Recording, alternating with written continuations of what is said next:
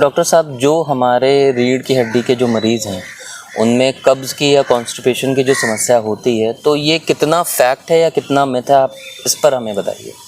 बिल्कुल, आपका सवाल बहुत सही है। जो रीढ़ की हड्डी के मरीज़ होते हैं, ख़ास तौर पे जिन लोगों को सर्वाइकल की या लंबर रीजन की दिक्कत होती है, देखिए नर्व कंप्रेशन हुई है, ये बात क्लियर है। नर्व कंप्रेशन के बाद में यानी कि जो आगे आने वाले फंक्शंस हैं वो डिस्टर्ब तो होते हैं।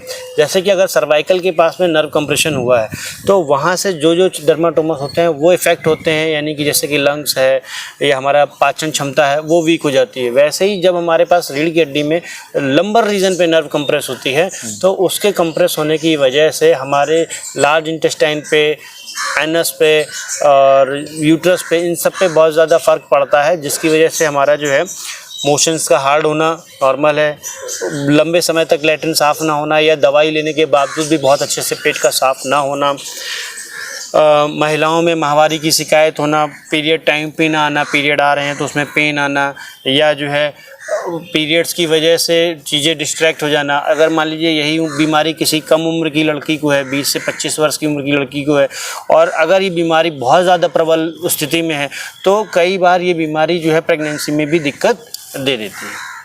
तो ये कहीं ना कहीं फैक्ट है। जिन लोगों को रीढ़ की हड्डी की दिक्कत रहती है उन लोगों को जो है एक पाउडर आता है, ऑनलाइन मिलता है, लैक्स एचएस, मुझे लगता है वो पाउडर बहुत अच्छा है। लैक्स एचएस यूज़ करना चाहिए लोगों को।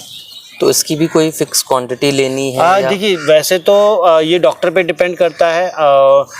जो पेट रोग विशेषज्ञ हैं हम लोग डॉक्टर मित्तल से संपर्क कर सकते हैं, या इसके अलावा जो भी आपके घर के आसपास या जो हमारे ऑडियंस है उनके घर के आसपास जो भी पेट रोग विशेषज्ञ हैं उनके पास में ये प्रोडक्ट मिलता है, वहाँ से ले सकते हैं। त्रिफला चूर्ण आता है, आप त्रिफला चूर्ण ले सकते हैं। पंचसकार, ये भी डिपेंड करता है कि कॉन्स्टिपेशन किस तरीके का है।